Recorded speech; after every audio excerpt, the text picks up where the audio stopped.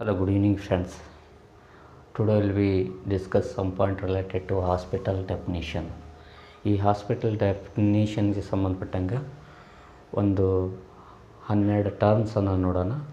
ಮೊದಲನೇದಾಗಿ ಸೆನ್ಸಸ್ಸು, ಎರಡನೇದಾಗಿ transfer data, ಮೂರನೇದಾಗಿ ಹಾಸ್ಪಿಟಲ್ ಪೇಷಂಟ್ಸ್, ನಾಲ್ಕನೇದಾಗಿ ಹಾಸ್ಪಿಟಲ್ ನ್ಯೂಬೋರ್ನ್, ಐದನೇದಾಗಿ inpatient admission, sixth one inpatient discharge, seventh one live birth, eighth one hospital live birth, ninth one fetal death, 10th one hospital fetal death, 11th one transfer, 12th one discharge cum transfer.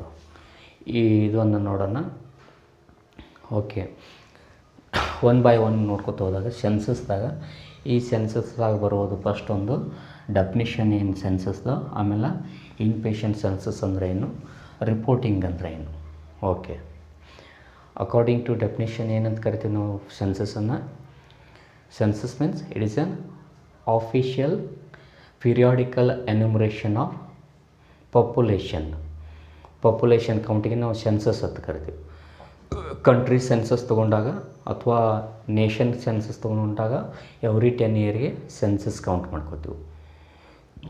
But ಈಗ ಇನ್ patient ಸೆನ್ಸಸ್ಗೆ ಸಂಬಂಧಪಟ್ಟಂಗೆ every day ಹಾಸ್ಪಿಟಲ್ಗೆ admission ಆಗುವಂಥ, discharge ಆಗುವಂಥ population ಕೌಂಟನ್ನು ನಾವು inpatient census ಅಂತ ಕರಿತೀವಿ.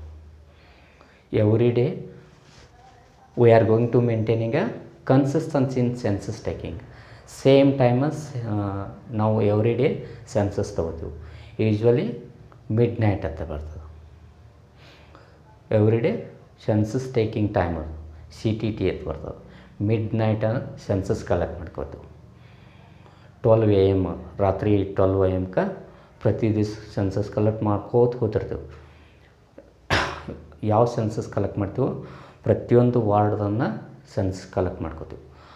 ಆ ವಾರ್ಡ್ ಸೆನ್ಸಸ್ ಕಲೆಕ್ಟ್ ಮಾಡಿ ಸೆಂಟ್ರಲೈಸ್ಡ್ ಇರುವಂಥ ಸೆನ್ಸಸ್ ಕಲೆಕ್ಷನ್ ಯೂನಿಟಿಗೆ ಟ್ರಾನ್ಸ್ಫರ್ ಮಾಡ್ತೀವಿ. ಆ ಸೆಂಟ್ರಲೈಸ್ಡ್ ಸೆನ್ಸಸ್ ಕಲೆಕ್ಷನ್ ಯೂನಿಟಿದವರು ರಿಪೋರ್ಟಿಂಗ್ ಮಾಡ್ತಾರೆ. ಈ ಯೂನಿಟ್ ವೈಸ್ ಸೆನ್ಸಸ್ ಕಲೆಕ್ಷನ್ ಹೋದಾಗ ಅಲ್ಲೇನು ಕನೆಕ್ಟ್ ಮಾಡ್ತಾರೋ ಆಲ್ರೆಡಿ ಇರುವಂಥ ಪೇಷಂಟನ್ನು ಪ್ಲಸ್ ಮಾಡಿಕೊಂಡು ನ್ಯೂ ಅಡ್ಮಿಷನನ್ನು ಪ್ಲಸ್ ಮಾಡ್ಕೋತಾರೆ. ಆಮೇಲೆ ಟ್ರಾನ್ಸ್ಫರ್ ಆದಂಥ ಪೇಷಂಟನ್ನು ಪ್ಲಸ್ ಮಾಡ್ಕೋತಾರೆ. ಮೈನಸ್ ಯಾವ ಮಾಡ್ಕೋತಾವಂದ್ರೆ ಡೆತ್ ಇದು ಮೈನಸ್ ಮಾಡ್ತಾರೆ, ಡಿಸ್ಚಾರ್ಜ್ ಮೈನಸ್ ಮಾಡ್ತಾರೆ, ಆಮೇಲೆ ಟ್ರಾನ್ಸ್ಫರ್ ಔಟನ್ನು ಮೈನಸ್ ಮಾಡ್ತಾರೆ.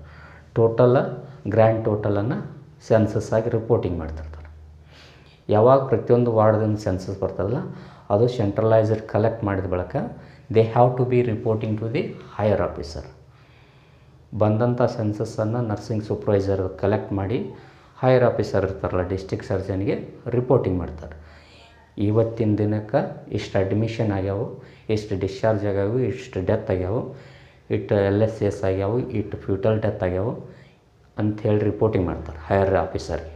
Okay, this is about census.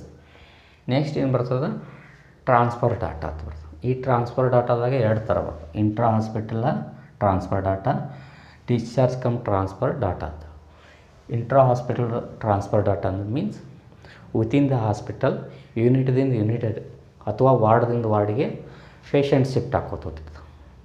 For example ಎಮರ್ಜೆನ್ಸಿಗೆ ಅಡ್ಮಿಟ್ ಆದ ಪೇಷಂಟ 2 ದಿವಸ ಆದ ಬಳಿಕ ಇಂಪ್ರೂವ್ಮೆಂಟ್ ಆಯ್ತಲ್ಲ, ಮೇಲ್ ಮೆಡಿಕಲ್ ವಾರ್ಡಿಗೆ ಶಿಫ್ಟ್ ಮಾಡ್ತೀವಿ. ಆ ಮೇಲ್ ಮೆಡಿಕಲ್ ವಾರ್ಡ್ದಾಗ ಟ್ರೀಟ್ಮೆಂಟು ಒಂದು 3 ದಿವಸ ಹೋಗ್ತದೆ, ಆಮೇಲೆ ಆದ ಬಳಿಕ ಡಿಸ್ಚಾರ್ಜ್ ಆಗ್ತದೆ. ಈ ಥರ ಒಂದು ಯೂನಿಟ್ದಿಂದ ಮತ್ತೊಂದು ಯೂನಿಟಿಗೆ ಶಿಫ್ಟ್ ಆಗಿ ಅದನ್ನು ಕೌಂಟ್ ಹಿಡ್ಕೋತೀವಿ ನಾವು. ಈ ಎಮರ್ಜೆನ್ಸಿ ವಾರ್ಡ್ದಾಗ ಔಟ್ ತೋರಿಸಿರಲು ಮೇಲ್ ಮೆಡಿಕಲ್ ವಾರ್ಡ್ದಾಗ ಇನ್ ತೋರಿಸ್ಬೇಕಾಗ್ತದೆ. That is about intra hospital transfer. Next discharge cum transfer. ಇಲ್ಲಿ ಏನಾಗ್ತದೆ, patient is able to fit for the discharge to home ಇದ್ದಾಗ ಡಿಸ್ಚಾರ್ಜ್ ನೋಟ್ ಹಾಕಿ ಮೆಡಿಕಲ್ ಅಡ್ವೈಸ್ ಕೊಟ್ಟು ಕಳಿಸ್ತೇವೆ. ಕೆಲವೊಂದು ಸರ್ತ ಏನಾಗ್ತದೆ, patient is seriously ill and treatment is not available within our hospital and super speciality ಇರೋದಿಲ್ಲ, ಫೆಸಿಲಿಟಿ ಸಿಗ್ತಿರಂಗಿಲ್ಲ, ಕೆಲವೊಂದು ಸ್ಪೆಷಲೈಸ್ಡ್ ಡಾಕ್ಟರ್ಸ್ ಇರೋದಿಲ್ಲ. ಆ ಟೈಮ್ದಾಗ ನಾವಂತೂ ಮೆಡಿಕಲ್ ಅಥವಾ ರಿಸರ್ಚ್ ಸೆಂಟರ್ಗಳಿಗೆ ಶಿಫ್ಟ್ ಮಾಡಿಸ್ಬಿಡ್ತೀವಿ ವಿತ್ ಅ ರೆಫರಲ್ ಲೆಟರ್. ಆಗ ಏನು ಮಾಡ್ತೀವಿ, discharge with a referral letter. that will be called it as discharge come transfer out. That is a part of transfer data. Next ಬರೋದು ಹಾಸ್ಪಿಟಲ್ ಪೇಷಂಟ್ಸ್. ರೂಟೀನಾಗಿ ನಮ್ಮ ಹಾಸ್ಪಿಟಲ್ಗೆ ಬರುವಂಥ ಪೇಷಂಟ್ಗಳು ಎರಡು ಥರ ಇರ್ತಾರೆ. ಒಂದು ಟ್ರೀಟ್ಮೆಂಟ್ ತೊಗೊಂಡು ಮನೆಗೆ ಹೋಗೋರು, ಇನ್ನೊಬ್ಬರು ಟ್ರೀಟ್ಮೆಂಟ್ ತೊಗೊಳಕ್ಕೆ ಇಲ್ಲೇ ಹಾಸ್ಪಿಟಲ್ದಾಗ ಉಳಿಯೋರು. ಅವತ್ತಿಂದ ಅವತ್ತ ಟ್ರೀಟ್ಮೆಂಟ್ ತೊಗೊಂಡು ಹೋಗೋರಿಗೆ ಔಟ್ ಪೇಷಂಟ್ ಅಂತ ಹೇಳ್ತಾರೆ. ಒ ಪಿ ಡಿ ಪೇಷಂಟ್ಸ್ ಅವ್ರೇನು ಮಾಡ್ತಾರೆ, ಒ ಪಿ ಡಿ ಸ್ಲಿಪ್ಪನ್ನು ಜನ್ರೇಟ್ ಮಾಡಿಕೊಂಡು ರೆಸ್ಪೆಕ್ಟಿವ್ ಒ ಪಿ ಡಿಗೆ ಹೋಗ್ತಾರೆ. ಮೇಲ್ ಮೆಡಿಕಲ್ ಹೋಗ್ತಾರೆ, ಸರ್ಜಿಕಲ್ ಹೋಗ್ತಾರೆ. ಅಲ್ಲಿ ರೆಸ್ಪೆಕ್ಟಿವ್ ಡಾಕ್ಟರ್ಸ್ ವಿಸಿಟ್ ಕೊಟ್ಟು ಅವ್ರ ಅಡ್ವೈಸ್ ಅಂತ ತೊಗೋತಾರೆ. ಆಮೇಲೆ ಫಾಲೋಡ್ ಬೈ ಮೆಡಿಕಲ್ ಎಕ್ಸಾಮಿನೇಷನ್ ಅದು ಎಲ್ಲ ಆಗ್ತಾವೆ ಅವರಿಗೆ. ಕ್ಲಿನಿಕಲ್ ಎಕ್ಸಾಮಿನೇಷನ್, ಇನ್ವೆಸ್ಟಿಗೇಷನ್ ಎಲ್ಲ ಆದ ಬಳಿಕ ಡಿಸೀಸ್ ಡಯಾಗ್ನೋಸ್ ಮಾಡಿ ಟ್ರೀಟ್ಮೆಂಟ್ ಹಾಕ್ತಾರೆ. ಓರಲ್ ಟ್ಯಾಬ್ಲೆಟ್ ಹಾಕ್ಬೋದು, ಕೆಲವೊಂದು ಸರ್ತ ಇಂಜೆಕ್ಷನ್ ಕೊಡ್ತಾರೆ. ಅವರು within the 2 hours they will be go back to their home after getting medical care. That is outpatient. ಈ ಔಟ್ ಪೇಷಂಟ್ಗಳಿಗೆ ಸಪ್ರೇಟ್ ರಿಜಿಸ್ಟರ್ ಇರ್ತದೆ. ಪ್ರತಿ ದಿವಸ ಬರುವಂಥ ಪೇಷಂಟ್ಗಳ ಕೌಂಟು ಸಪ್ರೇಟಾಗಿ ರಿಜಿಸ್ಟರ್ ಮೇಂಟೈನ್ ಆಗ್ತಿರ್ತದೆ. ಅದೇ ಥರ ಇನ್ ಪೇಷಂಟ್ ಅಂತ ಬರ್ತವೆ. ಕೆಲವೊಂದು ಪೇಷಂಟ್ಗಳು ಹಾಸ್ಪಿಟಲ್ದಾಗ ಉಳ್ದ ಅವ್ರ ಸಿವಿಯರ್ ಡಿಸೀಸನ್ನು ಕ್ಯೂರ್ ಮಾಡ್ಕೊಂಡು ಮನೆಗೆ ಹೋಗ್ಲಾಕ ಬರ್ತಿರ್ತಾರೆ. ಅವರು ಏನು ಮಾಡ್ತಾರೆ, if the patient is coming with a seriously ill, ಮೊದಲು first of all they will be visit the respective O P D and after seen by the consultant doctor ನೋಡಿದ ಬಳಿಕ ಅಡ್ಮಿಷನ್ ತೊಗೋತಾರೆ. ಅಡ್ಮಿಷನ್ ನೋಟ್ಸ್ ಹಾಕಿ respective ವಾರ್ಡಿಗೆ send ಮಾಡ್ತಾರೆ. ಆ ward ಒಳಗೆ ರೂಟೀನಾಗಿ nursing care, medical care start ಆಗ್ಲಕ್ಕತ್ತದು. Along with some supportive care. ಈ ಅಡ್ಮಿಟ್ ಆದ ಪೇಷಂಟಿಗೆ ಏನು ಮಾಡ್ತೀವಿ ನಾವು ಯೂಶಲಿ, ರೂಟೀನಾಗಿ doctors round ಮುಗಿತಾವೆ, nurses round ಮುಗಿತಾವೆ, nursing care ಮುಗಿತದೆ, ಡಾಕ್ಟರ್ಸ್ ಕೇರ್ ಮುಗಿತದೆ. Along with dietary department care ಆಗಲಿ, ಆಮೇಲೆ ಕ್ಲೀನ್ನೆಸ್ ಕೇರ್, ಪ್ರತಿಯೊಂದು ಪ್ರತಿನಿತ್ಯ ಮೆಡಿಕಲ್ ಕೇರ್ ಹೋಗ್ತಿರ್ತದೆ. ಮುಂದೆ ಹೋದಂಗೆ ಅಡ್ಮಿಟ್ ಆದ ಪೇಷಂಟ ಹೆಲ್ತ್ ಕಂಡೀಷನ್ ಇಂಪ್ರೂವ್ಮೆಂಟ್ ಆದ ಬಳಿಕ ಡಿಸ್ಚಾರ್ಜ್ ಮಾಡಿಬಿಡ್ತು. That will become under inpatients. Okay. Next hospital newborn. ಈ ಹಾಸ್ಪಿಟಲ್ ನ್ಯೂಬಾರ್ನ್ದಲ್ಲಿ ಏನಾಗ್ತದೆ, ಜಸ್ಟ್ ಬಾರ್ನ್ ಬೇಬಿಗೆ 0 days ಅಂತ ಕರಿತೀವಿ. ಆ 0 days ಹಿಡ್ಕೊಂಡು 28 days ಪೀರಿಯಡ್ ತನಕ ಇರುವಂಥ ಬೇಬಿ ಲೈಫನ್ನು ನ್ಯೂಬಾರ್ನ್ ಅಂತ ಹೇಳ್ಕೇಳ್ತೀವಿ. ಈ ನ್ಯೂಬಾರ್ನ್ ಪೀರಿಯಡ್ದಾಗ there is a more chance to get a infection, more risk to get a infection. ಯಾಕಂದರೆ ಇಮ್ಯುನಿಟಿ ಪವರ್ ಕಮ್ಮಿ ಇರ್ತದೆ. ಹೊರಗಿನ ಎನ್ವಿರಾನ್ಮೆಂಟ್ಗೆ ಅಡ್ಜಸ್ಟ್ಮೆಂಟ್ ಆಗ್ಲಿಕ್ಕೆ it will be taking a troubling situation. ಹೊರಗಿನ ವಾತಾವರಣಕ್ಕೆ ಹೊಂದ್ಕೊಳ್ಳೋಕೆ ಒಂದು ಪ್ರಾಬ್ಲಮೆಟಿಕ್ ಆಗ್ತದೆ. ಅದರ ಸಲುವಾಗಿ ಬೇಬಿ ಡೆತ್ ಆಗೋ ಚಾನ್ಸಸ್ ಹೆಚ್ಚಿಗಿರ್ತವೆ. We have to give a more care, priority care. Warm environment ಕೊಡೋದು, ಫ್ರೀಕ್ವೆಂಟ್ ಫೀಡಿಂಗ್ ಕೊಡೋದು, ಅರ್ಲಿ ಟ್ರೀಟ್ಮೆಂಟ್ ಆಫ್ ಇನ್ಫೆಕ್ಷನ್, ಇವೆಲ್ಲ ಬಂದುಬಿಡ್ತಾವೆ. That is about newborn care. Next one, inpatient admission. Admission term itself suggests there is a need for the hospitalization.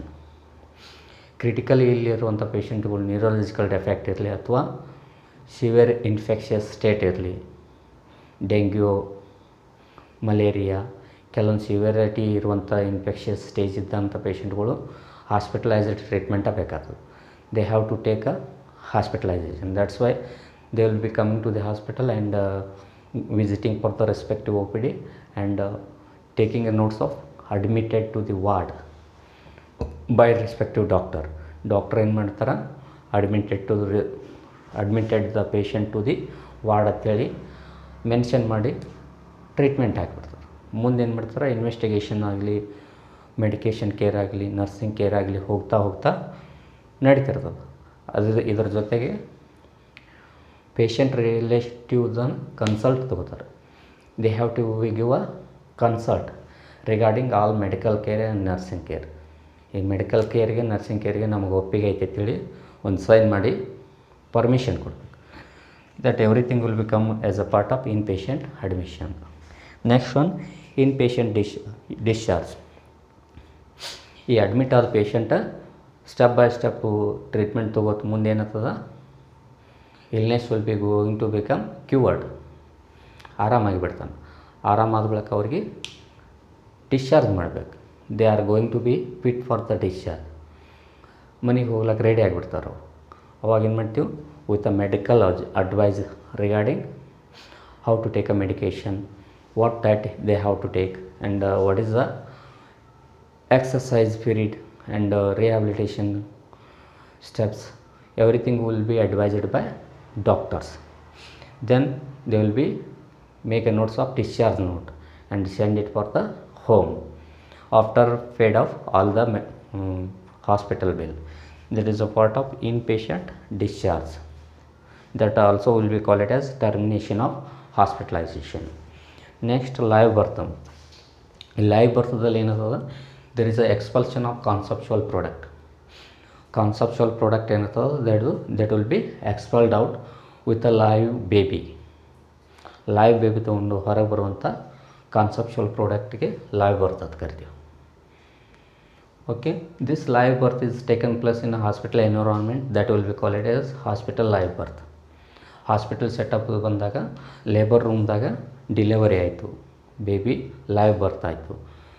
in the presence of gynecologist, in the presence of pediatrician, in the presence of neonatal resuscitation team, and in the presence of expert nursing staff.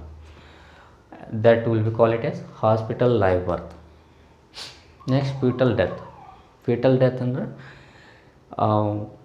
Conceptual period of foetus means 0 to 8 week embryo ಅಂತ ಕರಿತೀವಿ, 8 to 28 week ಫ್ಯೂಟಸ್ ಅಂತ ಕರಿತೀವಿ. ಈ 8 to 28 ತಾಯಿ ಗರ್ಭದಾಗ ಇರುವಂಥ baby ಏನಾದರೂ death ಆಗ್ತಿಲ್ಲೋ ಅದು ಫೀಟಲ್ ಡೆತ್ ಆಗಿಬಿಡ್ತದೆ. Due to the cause of maternal cause ಇರ್ಬೋದು, ಅಥವಾ ಬ್ಲಡ್ ಇನ್ಕಂಪ್ಯಾಟಬಿಲಿಟಿ ಇರ್ಬೋದು, ಅಥವಾ ಎನಿ ಟ್ರೌಮ್ಯಾಟಿಕ್ ಇಂಜುರೀಸ್ ಇರ್ಬೋದು, ಅವೆಲ್ಲ ಫಿಟಲ್ ಡೆತ್ದಾಗ ಬರ್ತಾವೆ. Intrauterine death, still birth, abortion, ಇವೆಲ್ಲ ಫಿಟಲ್ ಡೆತ್ದಾಗ ಬರ್ತಾವೆ. ನೆಕ್ಸ್ಟ್ ಇದು ಫಿಟಲ್ ಡೆತ್ ಹಾಸ್ಪಿಟಲ್ ಸರ್ಕಂಫರೆನ್ಸ್ದಾಗ ಆಯ್ತಲ್ಲೋ, ಹಾಸ್ಪಿಟಲ್ ಸೆಟಪ್ದಾಗ ಆಯ್ತಲ್ಲೋ, ಹಾಸ್ಪಿಟಲ್ ಫಿಟಲ್ ಡೆತ್ ಅಂತ ಕರಿತೀವಿ. Due to the action of anaesthesia overdose, due to the action of adverse effect of drug, overdose of drug, negligency of staff, negligency of doctors, ಇವೆಲ್ಲ hospital fetal ಡೆತ್ತಾಗಿ ಬರ್ತಾವೆ. Next ಬರ್ದು transfer. Transfer means unit to unit transfer, ಅಥವಾ ಒಂದು ಹಾಸ್ಪಿಟಲಿಂದ ಮತ್ತೊಂದು higher ಹಾಸ್ಪಿಟಲ್ಗೆ shift ಮಾಡೋದು. Discharge cum transfer ಆಗ್ತದೆ. ಇಲ್ಲಿ ಔಟ್ ತೋರಿಸ್ರೆ ಅಲ್ಲಿ ಇನ್ ತೋರಿಸ್ಬೇಕಾಗ್ತದೆ, that is transfer. Next discharge cum transfer. ಇಲ್ಲಿ ಬೇಕಾದಂಥ ಫೆಸಿಲಿಟೀಸ್ ಅಥವಾ ಹೈಯರ್ ಕೇರ ನಮ್ಮ ಹಾಸ್ಪಿಟಲ್ದಾಗ ಸರಿಯಾಗಿ ಸಿಗ್ಲಿಕ್ಕಂದ್ರೆ ನಾವೇನು ಮಾಡ್ತೀವಿ, ಎಲ್ಲಿ ಕೇರ್ ಆಗಲಿ ಸೂಪರ್ ಸ್ಪೆಷಾಲಿಟಿ ಆಗಲಿ ಸಿಗ್ತಿರ್ತದಲೆ ಅಲ್ಲಿ ಶಿಫ್ಟ್ ಮಾಡಿಬಿಡ್ತೀವಿ ಪೇಷಂಟನ್ನು. That is along with the discharge notes and referral letters. It is cum under discharge come transfer out. Okay, by this we will be finished today class. In upcoming class we will be see some more terms related to hospital. Thank you.